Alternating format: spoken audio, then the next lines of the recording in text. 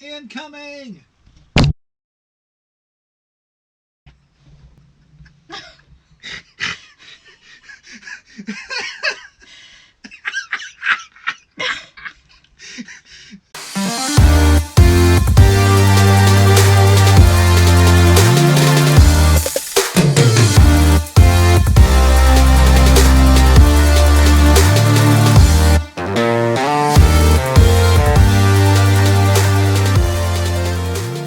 Hey guys, it's Kanan, It's Jesse. and we are the Geeky Saying Couple.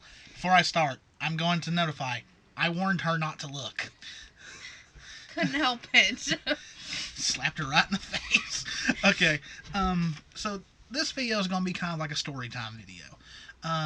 This channel is called the Geeky Saying Couple, so of course you can expect some Dragon Ball videos. Now, of course, with Super still being on hiatus and all that, there's not really much to talk about unless it would just be news videos, but I really don't want to do news videos unless something really big update worthy ever does. Then yeah, I'll probably make a video on it. But this is just a story how we both got into Dragon Ball, because Dragon Ball really started a lot. Like, this channel probably wouldn't even exist if it wasn't for Dragon Ball, for me anyway. So I'm going to go ahead and get starting it, because like I said, this is more or less just us telling a story. There's going to be a lot of story time videos in this, whether it be me and Dragon Ball, or us and Dragon Ball, and her and Sailor Moon. We're going to do a story time with video games. We're going to do a story, heck, we might even do a story about how we met. We're going to tell a story about why Bumblebee from Ruby means so much to us. But Dragon Ball for me started when I was in 4th grade, about 96, 97. And I was just told about it from some friends to give it a watch. Now, before this, I really wasn't the type of kid to watch long-running television shows. I watched Sesame Street and stuff like that when I was Barney. little. Yeah, Barney. Yeah, Barney too. When I was little, but I was more at the time, and maybe I should have never watched Dragon Ball. I'd probably be in way better shape by now. But I was more of the play with your toys, go outside,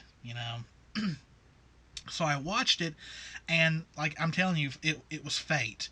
The first episode I ever watched of Dragon Ball was Dragon Ball Z. The first episode of Dragon Ball Z. At that time, it was called The Arrival of Raditz. I'm sure anyone who grew up with Toonami back in the day on the original Ocean dub that was played remembers that it was called that. And of course, I fell in love with it. Watched it all. Got to the part where Goku arrives on Namek. Elbows Raccoon. Vegeta does the whole, Kakarot, a Super Saiyan? Next day, it's Raditz again. So, as a kid, I didn't understand that the rest of the series had not been put into English yet. So I did what anyone does these days. Back then it was a little different. I got online. Now back then YouTube didn't exist. There was no video sharing sites. Like, there was nothing. The most exposure I got to Dragon Ball back in those days was getting on like eBay and looking at like all the posters. Like, there was posters that had Cell. Pictures. Yeah, there was pictures and posters that had Cell on it. I had no idea who Cell was. There was pictures of Goku with this long blonde hair. Had no idea what Super Saiyan 3 was at the time. But there were these little forums that you could go to, and the most they had was like these little bitty MP3 files of like Gohan's Kamehameha against Cell in the Japanese dub and stuff like that. Like, that was it. It's these little bitty MP3 files. And sometimes people would find a little bitty video that was like a couple of seconds long, and back then it was dial-up, so it took like ages.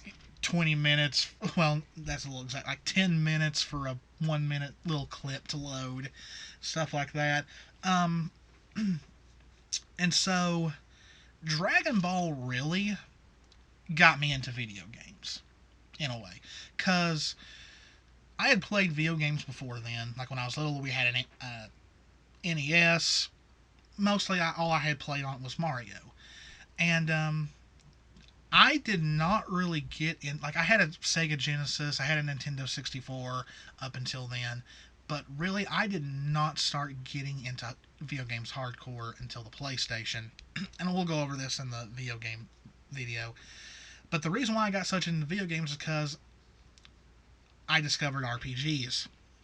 And what did RPGs remind me of? They reminded me of Dragon Ball. The spiky-haired protagonists that have powers, and you can level them up and get them stronger, get their power level up, and all that.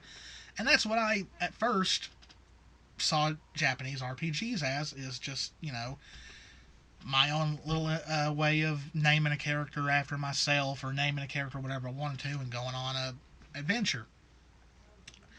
And then the new episodes finally came out with a whole new voice cast. This is when Funimation took over it, and we finally got those continuous episodes. It was from Goku fighting the Ginyu Force to after his fight with Frieza. What?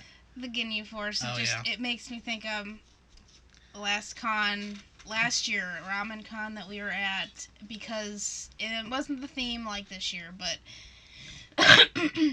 both pictures that we took as a staff group was to Ginyu Force poses, and I just find them hilarious. And so they ran till about when they arrived back on Earth, and then they once again just replayed everything until we got the ever so horrible Garlic Jr. saga, and then just so on and so on. Then when Z ended, during Z's run, we finally got the Funimation dub of original Dragon Ball, which was my first time actually getting to watch it. Then we got GT, yeah, and just all that, and then that was it. Once Funimation done GT, that was it, because they had done all the movies. Nothing really new was coming out of Japan. Dragon Ball was done.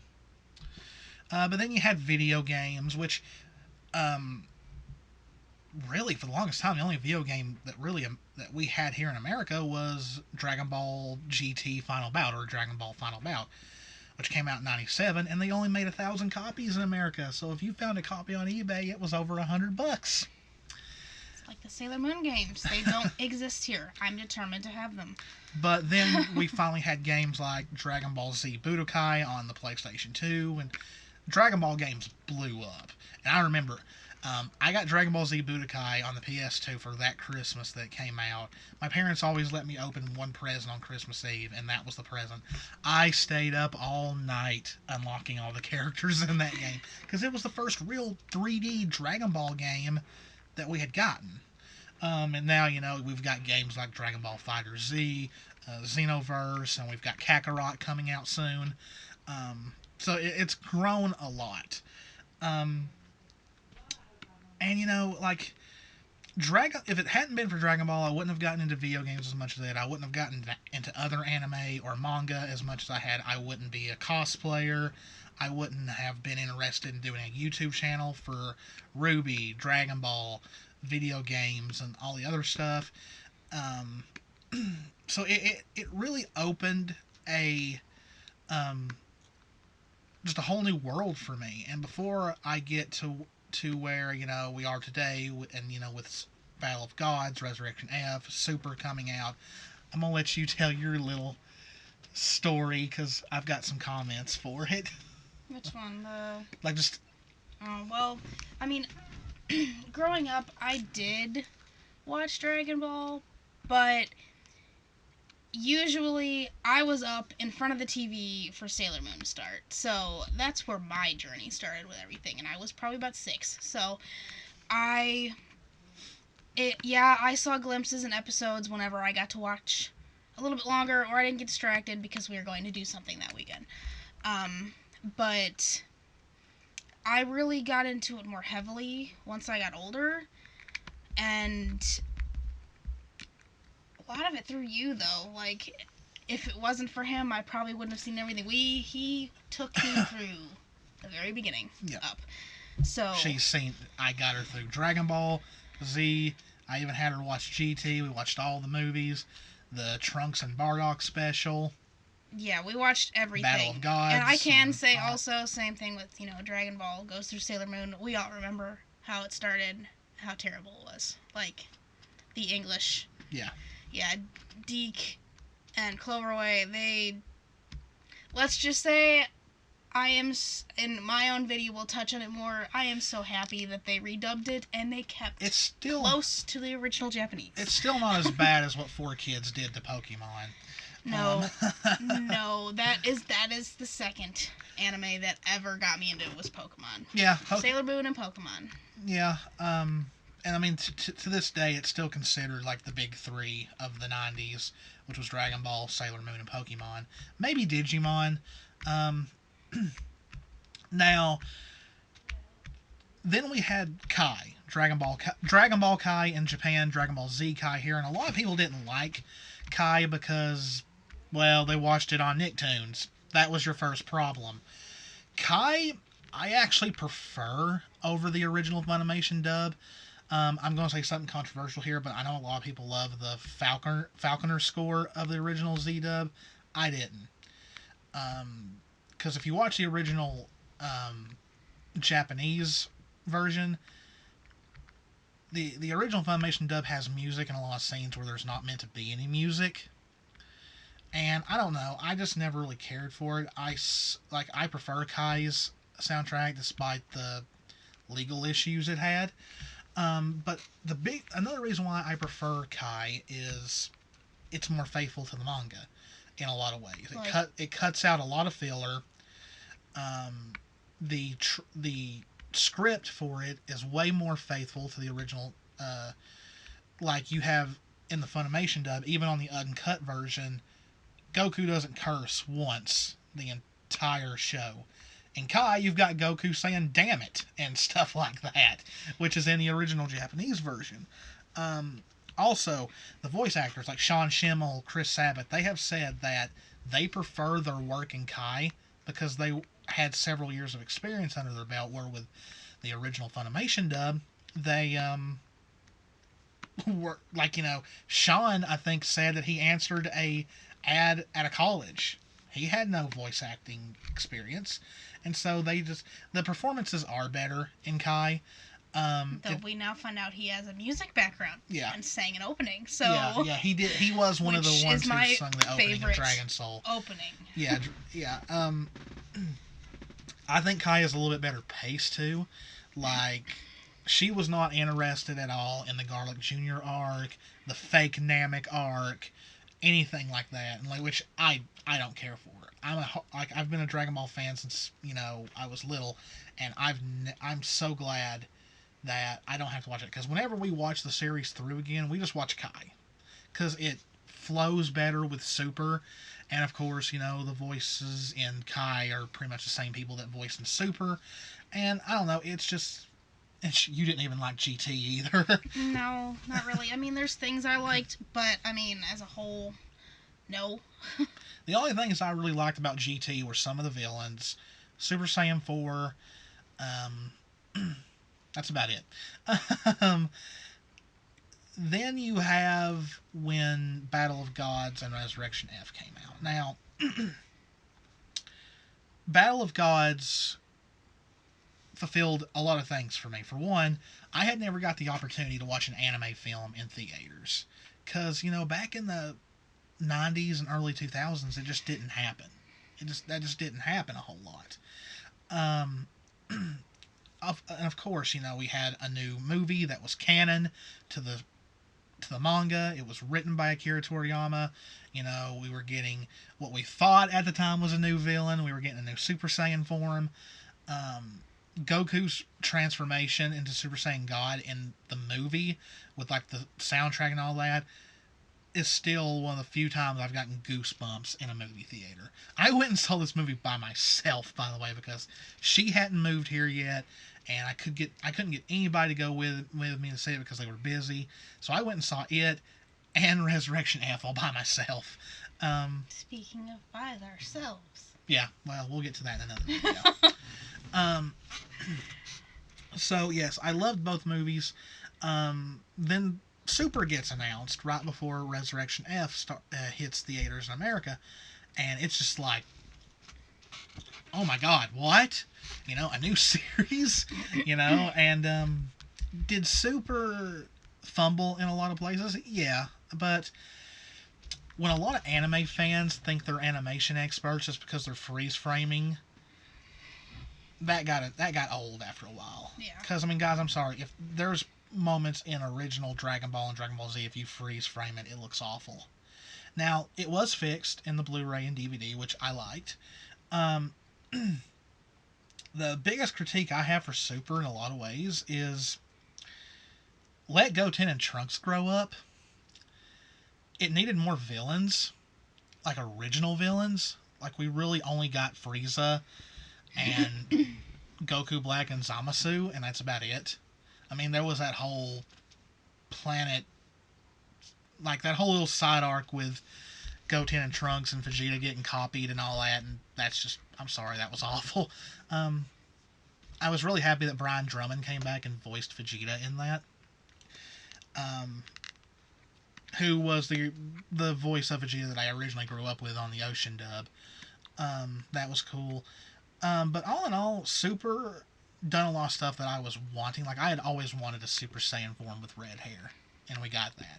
Used to have me just draw it. Yeah, like OCs and stuff like that. Or, I don't think I had ever thought about a Super Saiyan form with blue hair, but hey, it was a cool thing. I still think Ultra Instinct in a way is a callback to the fake Super Saiyan 5, because Super Saiyan 5 had silver hair. But one thing Super did that I've always wanted was female Super Saiyans. We got that with two characters. We got Caulifla and we got Kale, who ended up being a female version, pretty much, of the Z version of Broly. And now Caulifla is my favorite female character of Dragon Ball. I loved how she was kind of a combination of Goku and Vegeta. She had the attitude kind of Vegeta, but she had the talent of Goku. Hopefully they come back at some point. Yeah. Because I would love to see them, I would love to see Caulifla go Super Saiyan 3, Super Saiyan Blue, all that. Now, I will admit, I was one of the firm believers that Toriyama would never use a creation that he didn't create, because Toriyama never used to do that. He used to never incorporate creations he didn't do in his original work. Like, he never used any of the movie villains or anything like that. So I always thought, we would never see Bardock and we would never see Broly in a Toriyama work. Well, I ate my words on that, because when the Dragon Ball Super movie was announced, I just thought it'd be like an original created character for the villain, and, it'd be your typical Dragon Ball movie. Goku and Vegeta get their asses kicked for most of the movie, and then power up, kill the villain, that's it. Well, they didn't do that. Dragon Ball Super Broly was the official name of the movie. Toriyama completely redone Broly in his own way. Retold, the Bardock story was pretty much the Dragon Ball Mina story, which a lot of people do not like the Mina story, but it did give us Gine, Goku's mom. I'm so happy that we got to see her in animation. Form. Yeah. I just looked at him and said, "You realize this is happening now." Yeah, we gotta do Bardock and Gine now. Which won't be bad. Because I want to make Saiyan Tails. We found the perfect fabric for it, so it's gotta happen at some point. It's a little delayed, but. And of course, we went and saw Broly in theaters with a group of people. One of our friends was so shocked at the end. He just sat there motionless. The movie was amazing. Yes. That's the best Dragon Ball has ever looked. Some of my favorite moments are in that movie. Yeah. But, and this is kind of a personal thing, but I'm sitting there watching this movie, and I look over at her during one of the more down times of the movie, and it's just funny that, I realize there's a lot of people in the world who would love to find a significant other who enjoys something you grew up with this much, to go to a movie theater, watch the movie, and know 100% what's going on. Because one of our friends that we went with, he was his girlfriend, his wife, his fiance. No, well, not Tony's wife, but our friend, he couldn't bring the friend he wanted and brought a girl, and she had no idea what was going on. She just kind of came to come. Yeah, I kind of felt sorry for him. Yeah. So it was nice that, even though she had not really fully watched all of Dragon Ball by the time, me and her... I don't think I looked away from the screen once. Yeah. Like, I just sat there. The only thing I was like, well, I joked about it. I was like, I wasn't in it. Chi-Chi wasn't there. Yeah, but, I mean, she wasn't. But yeah, sitting there with someone who knew who Broly was, knew who Gogeta was, knew who Paragus was, was just as excited to see Vegeta use the Super Saiyan God form for the first time in anime form, because he uses it in the manga, but we had never seen Vegeta use it in the anime. But, the movie was just, for me, it was a perfect Dragon Ball movie, because it had the story, it had the action, it had the oh my gosh moments, Broly and Gogeta and Bardock officially becoming canon within the manga/anime universe. And I'm still reeling from it. Now we do know for a fact that we are getting a new Dragon Ball Super movie at some point. Dragon Ball Super, a lot of people are still starting to doubt that it's ever coming back, but if you pay attention to the many Dragon Ball YouTubers out there, the best one is Geekdom 101. If you're watching this, I love you, bro.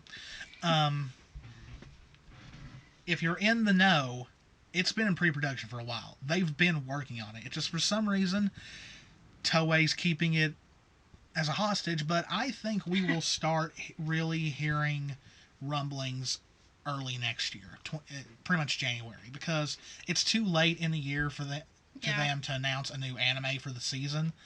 So sometime in we'll probably start hearing rumblings early, and then possibly an announcement in the spring of 2020 for it to start airing in the summer. I think that's how it goes. I could be wrong, but I do know that it's way too late for them to announce it, because I believe in April is when the anime that replaced Super is set to end. So,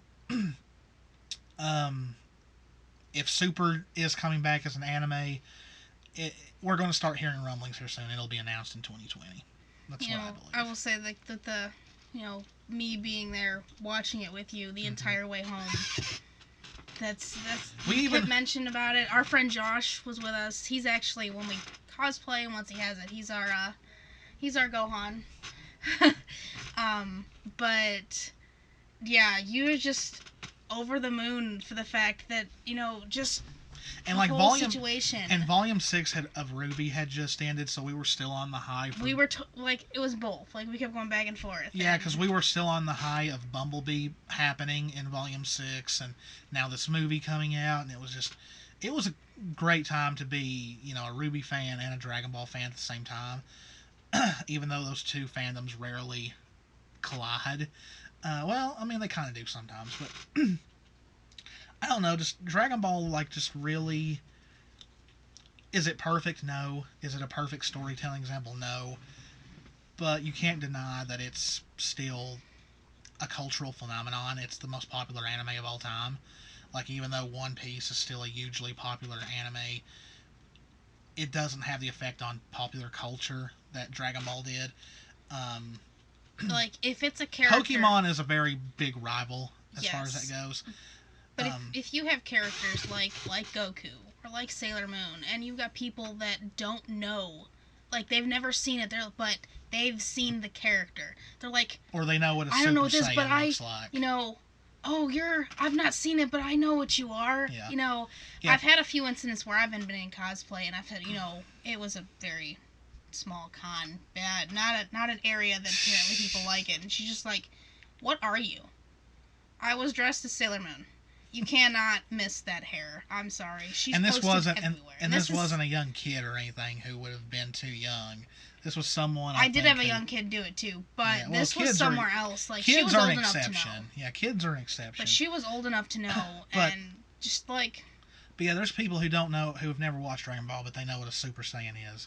But I tell you, nothing feels better than when you're at a convention and you're cosplaying as someone who was your childhood hero, and you have a little kid run up wanting your picture because you're Goku. He wants to take a picture of you because you're Goku.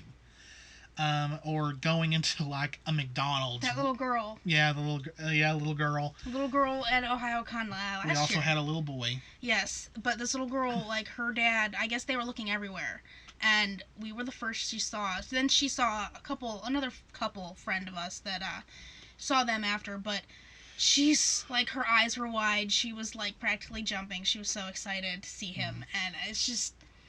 I've had the same thing with Sailor Moon, and I still talk to them to this day. So and it's like after a con, we went to a McDonald's to eat before we started home. Oh my god! And some of the people that work, the whole staff was like having it's Goku. Yeah, Chi-Chi. and having a fanboy and fangirl moments.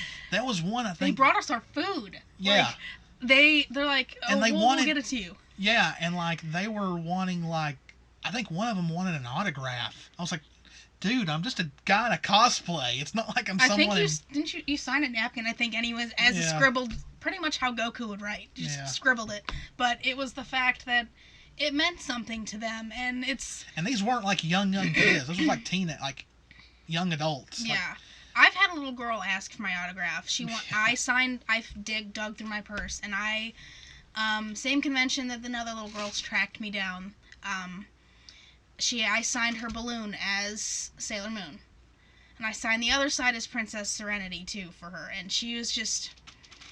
It really does. It makes us. I mean, we love cosplaying anyways, but it makes it so much more meaningful. This is why we.